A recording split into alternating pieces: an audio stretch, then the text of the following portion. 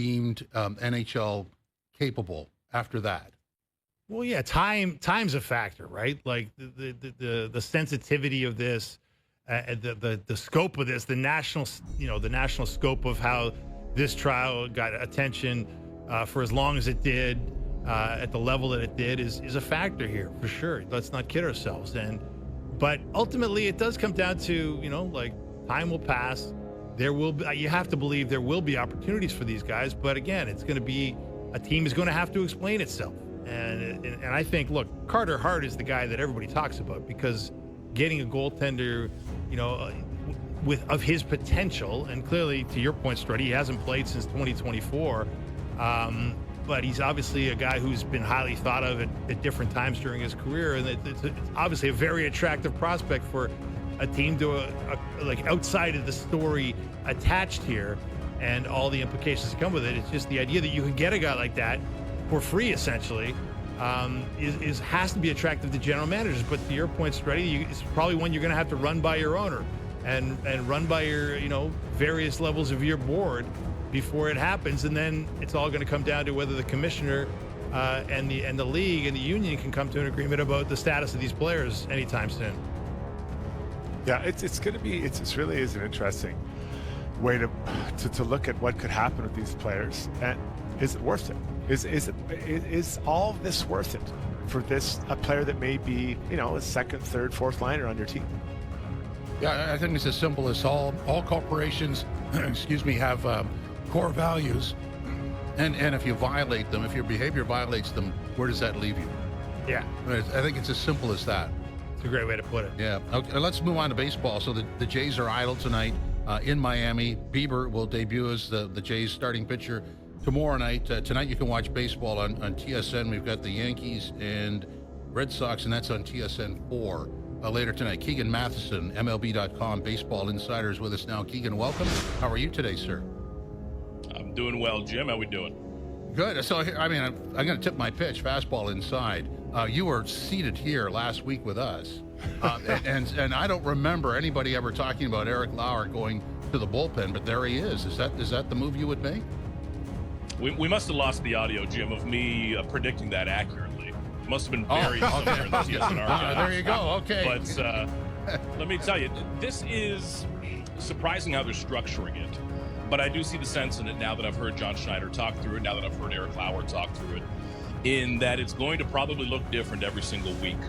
And the best way to look at it now, guys, is that there's going to be Shane Bieber, and I would argue probably Max Scherzer, who you prioritize. You're going to keep Shane Bieber on his start day. He comes first. He's coming back from Tommy John, and he's really good. He's going to get first dibs on when his next start day is. Next week, Eric Lauer might not line up on that day. It might be Chris Bassett. Maybe Chris Bassett is the guy available out of the bullpen for 1 week.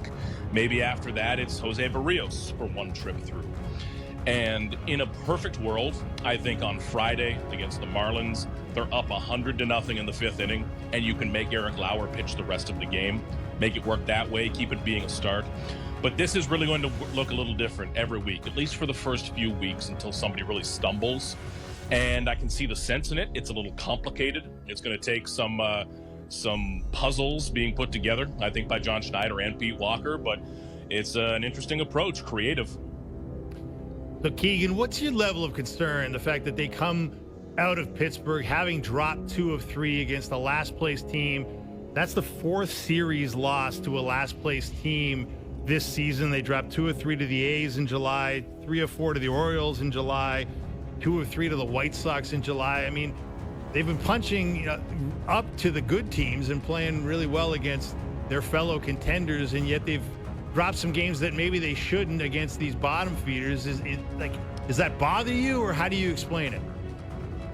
It does for right now. You're right when you say they've been punching up the good teams too, and that's good because nobody sucks in October. You're going to be playing good teams, and they've been playing good ball against them. But you need to get there. You need to take these gimmies along the way. They did that in Colorado. The Rockies are really bad, and they made them look really bad. But since then and around that series, guys, it's been pretty average baseball for the Blue Jays lately. And that's not who they are as a team. They are a better team than average. But we're seeing not a slump, not a cold streak by any means, but just failure to launch lately, because this stretch, and it's going to continue against the Marlins, continue back home against the Twins, who are another team that has sold off all of its pieces. They're not going for the playoffs this year at all. You need to win these games. You need to win 5 of these next 6, because one bad series can really flip this back into a division race. I think the Blue Jays holding the AL East lead for as long as they have now, these past several weeks, you get comfortable. You know, this is the way it's going to be. Even when the Blue Jays have lost 2 in a row, so did the Red Sox, so did the Yankees. Nothing's changed really in that division race, but it can change. It can change really quickly, and it can snowball. So I think the Blue Jays, this is life as a front runner. You need to stay out in front of people when they're chasing you. You're not chasing anybody anymore. The Blue Jays have spent a decade chasing the rest of Major League Baseball. They haven't caught them. Now they're the team out in front.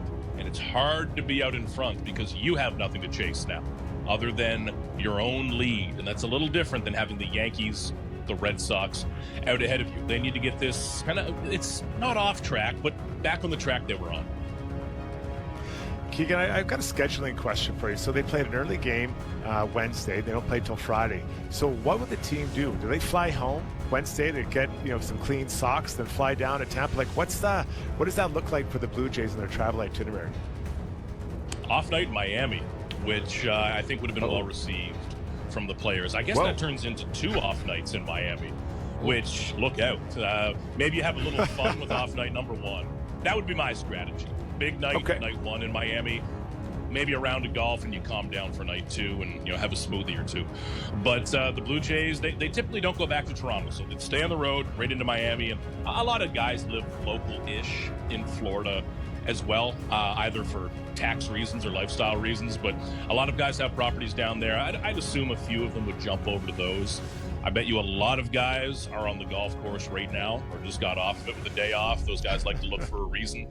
But yeah, a day and a half off in Miami after playing 120 baseball games with a few bucks in your pocket, probably not the worst thing. So let's go back to what you were saying about sort of maintaining where they are. Everybody's chasing them as opposed to the way they were in the past number of years. What has to happen to keep them there? Like, what do they have to absolutely not have happen? They've lost their identity a little bit in these last few games, and I don't mean that to be big and dramatic, but the Blue Jays are a great defensive team. We've seen that lose them for the last 5-6 days. They've made some uncharacteristic errors. They've gotten away from who they are as a baseball team. And that's going to happen to anybody. I mean, the Dodgers just lost to the Rockies. It's going to happen. But they need to get back to why they were winning. And that's a confidence thing I think this Blue Jays team does have. They're not surprised by winning. There are teams who go on these streaks and it's kind of, whoa, how's this happening? Let's keep this luck rolling. The Blue Jays believe, and I think they're right, that they're winning because they're really good. And they're winning because they are consciously being a creative offense that pitches really well and fields the ball really, really well. They just got to get back to that. This team is good enough. They're in first place for a reason, but some sloppy defense lately. The base running hasn't quite been there. A couple of tough starts as well, honestly, from the starting